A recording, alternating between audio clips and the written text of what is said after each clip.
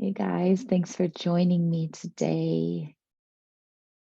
Take a deep breath as you settle into this energy. Just really let yourself sink into the here and now. Hey guys, big deep breath. And just make a conscious commitment to be here. So I have some really exciting news, some exciting changes, some exciting things coming. We've been really focused on self-mastery, being self-aware, understanding all these pieces and parts of you, how the creations of the universe come together for manifesting and quantum leaping. And it's been so beautiful. And I also understand that there needs to be structure and deeper guidance in order for you to achieve all the things we're talking about step by step in a more permanent, long-lasting basis. And so I've been in prayer and reflection and a lot of thought about the direction I want things to go this year. And loud and clear, the answer came. Everything that we are going to do, we're going to do through the eyes of the inner child who is becoming the highest self in levels and layers, really understanding the ways that we've gotten away from our truth and been wounded through it and being able to reclaim all of that. And the one thing that I know is that by healing and honoring, understanding, loving, and accepting that inner child, we become all of those things. And that's when all of the magic and the living from your highest self and that deep internal peace becomes a possibility, becomes your new reality. And so as you follow along here, I've got the most beautiful structure laid out for every week, getting deeper and deeper into each and every one of these woundings or blind spots, and really being able to accept and honor them and transform them into something else so that we can really just level by level, layer by level, step up into our highest self, whatever it looks like as we evolve each and every month, week, year, right? So I thought a really good place to start with this new structure is just to really explain the whole premise of inner child work, what it is, what it encompasses, why we do it. And as you listen, I just want you to let yourself feel the movement, the shifts, the energy inside, as I say a lot of the things I'm going to say. And really quick before I get excited and forget to say this, I'm so happy I have created an powerful 90-minute experience for you guys, absolutely free, the Inner Child Experience. You can get the link below wherever you're listening to this at and join me absolutely for free for a 90-minute like deep dive into this inner child work. So that's something I want all of you guys to have as this starting place, no matter where you're at, whether you've never heard the term inner child before or you're years into your practice, this experience has something for you. So check it out below. And without further ado, let's just take a big deep breath in again, out again, being here in the present moment. So let's just start by telling a story, okay? And I want you to just try to envision this and feel this. You are this powerful, all-encompassing level of consciousness up here in the ethers, right? Living whatever life or dimension or existence that you're living. One day you're like, cool, I'm going to go to Earth School. I want to have all of these really incredible experiences. I want to feel love. I want to feel joy. I want to feel connection. I want to feel pain. I want to feel anxiety. I want to feel stress. Things that we up here in this higher field, in our true consciousness, don't get to experience. It's more of a null. Of course, it comes with its own sensations and excitements and levels of experiences, but it's nothing like the human experience, right? We only get to experience the things that we're experiencing through this lens, through this vessel, in this one lifetime in this vessel, right? So we make the decision to come here. We know we're pure love. We know what we are. We know we are different little droplets of this huge conscious creator. We know that. We know our perfection. We know we create realities. We know all of our truths. We are perfect light, the highest frequencies. And as we come down and we start our life here on earth, from the very moment that we are conceived and that we blossom inside of the womb, we start to learn. We come down here to earth with these beautiful minds and bodies, these ego selves, right? They're these blank slates, but kind of like a different card in a computer program. They can be implanted with different characteristics. And what implants them with all of this data is the experiences that we have in life on this earth. Maybe we drop into our mother's womb and she is stressed the fuck out. Maybe she didn't know she was going to have a child. Maybe she wasn't ready for a child. She's feeling, so we're feeling all these things, our little beautiful, now unconscious soul, right? Starting to pick up on these. Maybe she's thrilled. Maybe she's welcoming. Maybe she's ooey gooey with us. We feel that too, right? We come out of the womb and every experience teaches us something about ourselves. The only way the human ego knows how to perceive itself, and listen closely to this, the only way the human ego knows how to perceive itself is through the lens of another. Without others, we don't exist here on earth. And I know that's a really weird, crazy concept to grasp, and we'll go into more of that later. But you only exist based on other people's perception of you, or your perception of other people's perception of you. We're all these little mirrors and prisms reflecting bits and pieces of ourselves back to each other. And so is born the inner child. No matter how much we evolve and progress in our human life, we still have this core identity built in with all of these first human experiences. Whether we had abusive people in our life, loving people in our life, people who were loud, people who belittled us, people who abandoned us, people who loved us, people who held us, they all shape our view of ourselves and the world. And because we are conscious creators, that is all of the information that is put into our little data center, and that is what we continue to see, right? If your brain is this beautiful projector, and your eyes are the projection out onto the earth. You take in the data, you project it out into the earth. All that you have living in here is bad experiences. Guess what you're going to see out your eyeballs? Bad experiences. Every single one of us has a different lens of how we view ourselves and the world. And that's why being able to reprogram your mind, body, spirit, and all of these different subconscious thoughts, that is why we do the work that we do. That is how we move and how we shift timelines and how we breathe life back into ourselves, by shifting slowly the programming that we've been infused with since we came here. That's why inner child work is such a sacred and important practice. We now, as grown adults, we get the opportunity to reparent ourselves. No matter what kind of lifestyle you had, no matter what kind of upbringing you have the opportunity right now to create a life solely on your terms.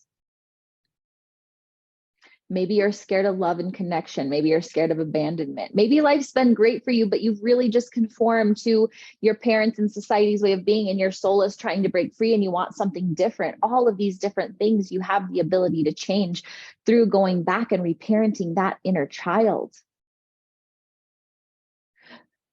We go back to that part of our personality living within us, and we tune in. And we can just practice this right now. Take a big deep breath in through your nose, out through your mouth, close your eyes, tune in, and let the vision of one of your inner children come to you. Maybe they have a face, a certain personality, a certain age. And you kind of just connect with that little being in there. And as you connect consciously every day, as you start to listen, as you start to validate feelings that were always invalidated, as you start to show up in consistent love when there was never consistent love, as you start to be that person who you always wanted and needed, you start to teach that inner child that there's nothing wrong with them, that they are perfect and worthy just as they are, and that the world is their oyster. And as cheesy as it sounds, it truly is. And we get to have the life we want, right? But we have to consciously choose it. There are different levels and layers to this, right? At the beginning, it's going to be all of the stuff around safety, abundance, health, wealth, the type of relationships, right? As we get deeper, like where I'm at right now, I'm really trying to uncover the little places that I still enjoy suffering, the little places that I still enjoy anxiety, the little places that I still enjoy subconsciously pain and drama and all of the things, right? I go into that version of myself and I say, cool. I understand that this feeling is here. I understand that there's this really exhilarating feeling as you feel anxiety. Why do you desire to feel that? And I let myself, I honor that. I sit with that. I be with that. And I'm at the place now where I don't want to feel those feelings. And so I say, cool that you're there. I'm ready to learn a new way, a new sensation, a new way to go about this that doesn't create so much stress on my nervous system. Right. And so with every level and layer, we go back and we plug into what we have as our core beliefs. We see how we feel about our self-image. We see how we feel about money, safety, security, relationships. And we start to teach that inner child. And of course, that translates to being in our higher self, all of the ways we want to be. And we do this daily and consistently and with love and compassion. And every single day, the reality that you view gets a little bit different, right? I don't know about you guys, but like especially this last year, I noticed like I think something, I write something, I see a picture of something and I really tune into wanting that. And I'm starting to see it show up almost instantly, right? Whereas before I would dream about things and they felt so far out of reach. But I took baby step after baby step after baby step. And I showed up for that little girl inside me every single fucking day, day in, day out. No matter how crazy the world was, I never left her side. I never abandoned her the way other people did. And it was when she felt that trust inside that I was able to live for my higher self with all of those self-sabotaging behaviors, right? I really felt secure in and of myself. And now as I move through life that way, I get to see the next layer of unintegrated shadows and healing work to do. And all of this comes by doing that inner child work, by standing in and with your inner child and comforting them, loving them, and reparenting them the way that you always deserve to be. So as we move through this series, I'm going to be going through every single wound. Actually, the way that I'm doing this is really cool. So every single week, I'm gonna take an inner child card from my inner child oracle card deck, and each one of those has a certain inner child wounding. And I'm going to teach you about how that wounding can be created. I'm going to teach you about what you can do to heal it, what it looks like when it's healed, what it looks like to be in full acceptance of it. And every single week, as the different woundings resonate with you, you'll move through them, right? And get to the next level, get to the other side. And it's going to be this really beautiful year-long kind of progression of inner child healing. So I invite you to join me with me on this journey. It's all going to be in my private Facebook group, on my YouTube channel, and of course on the podcast. And you'll get to listen and be with this experience in and of yourself. So as you tune in, as you sit with, as you begin this beautiful inner child work, a couple of rules of thumb are to always go at it with compassion and love for yourself, right? Most of our inner children already live from a place of shame, right? Where they feel like something is innately wrong about them, whether they're unworthy or unlovable or bad, whatever it might be for each different wounding pattern. We've already done so much to ourselves in the way of mental and emotional abuse as we've turned in and kind of berated ourselves for the feelings, the thoughts, the ways of being that we just really are naturally, not because they're good, bad, right, or wrong, but that's just who we are here on earth, right? And so I like to approach it with that compassion and grace, But also, and this is one really big game changer that you can have as you approach this work, is coming at life through a state of neutrality from this moment on. And I know it is not easy. I promise, I know. But if you can try every single day to see the world from this state of neutrality, where you can look at a behavior in yourself or another person, where you can look at a thought pattern, a way of showing up, even something about your physical appearance or your physical world. And instead of saying this is good, bad, right, or wrong, just say this is, right? So instead of saying like, and maybe you're experiencing anger or anxiety or different sensations that aren't very comfortable in your body, right?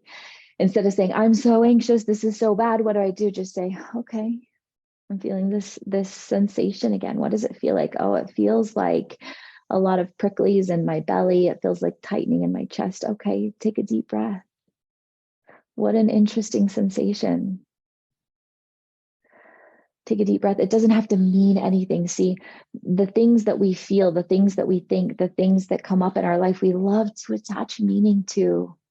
Oh, she got the job and I didn't. So she is good and I am bad. I should try harder. No, she just got the job and you just didn't get the job, and that's it. Right. And if it's something you're really desiring, just sit with it and it'll happen as you keep moving forward. Right. But when we attach all of these things, this amount of money is in my bank account, so I am worthy or unworthy. No, it's just that's just the amount of money that's in your bank account. Right. We don't have to attach all of these different stigmas to it. If you can just let be what is, right? You can have all these hopes and desires for more, but when they don't come, it doesn't mean that you're bad. And when they do come, it doesn't mean that you're good.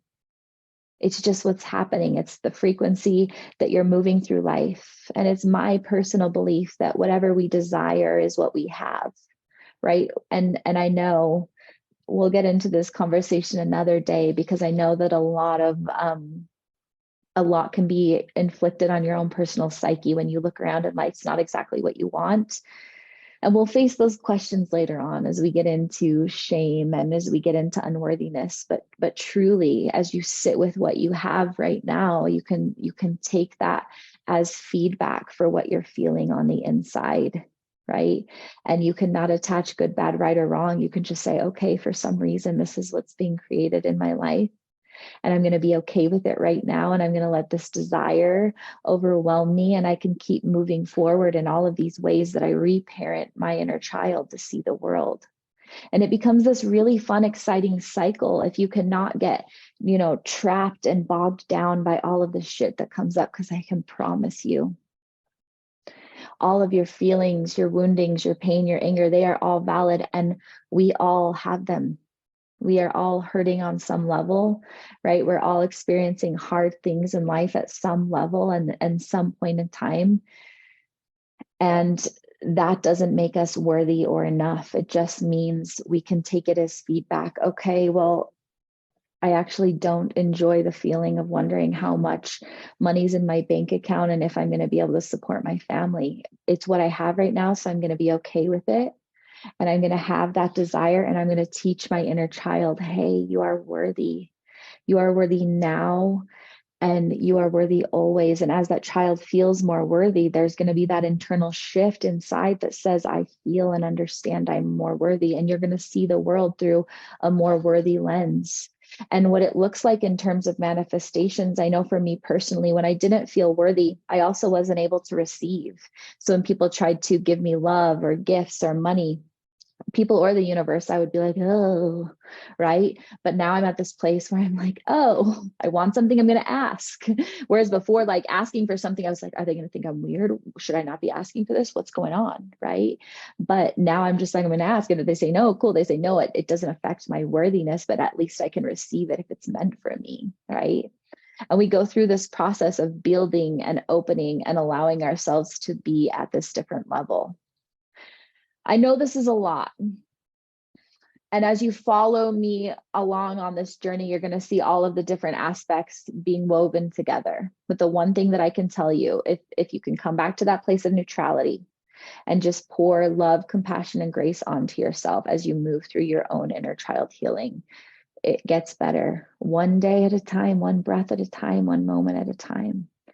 We just got to start doing the work wherever you're at in this moment, whatever that looks like for you. So take a deep breath with me. Let's get nice and centered. Put your feet flat on the floor, in through your nose, out through your mouth. And you keep breathing like that, in through your nose, out through your mouth. And as you breathe with me here, I just want you to close your eyes if you feel called. And I want you to go back to that place where you saw your inner child initially at the beginning of this. Envision a personality and an age. Breathing into this moment. And as you see them in front of you, just let yourself say hi. You're going to be seeing a lot more of me lately. I'm not going anywhere. I'm here to accept you, to teach you, and to love you exactly where you're at. Just allowing yourself to be in this experience as you breathe in through your nose and out through your mouth. Make the commitment right now to never abandon yourself, to commit to this work, to your journey, to honoring your inner child's needs, your adult human's needs, to honoring your divinity, and to bringing it all together with grace and love and compassion and a state of neutrality.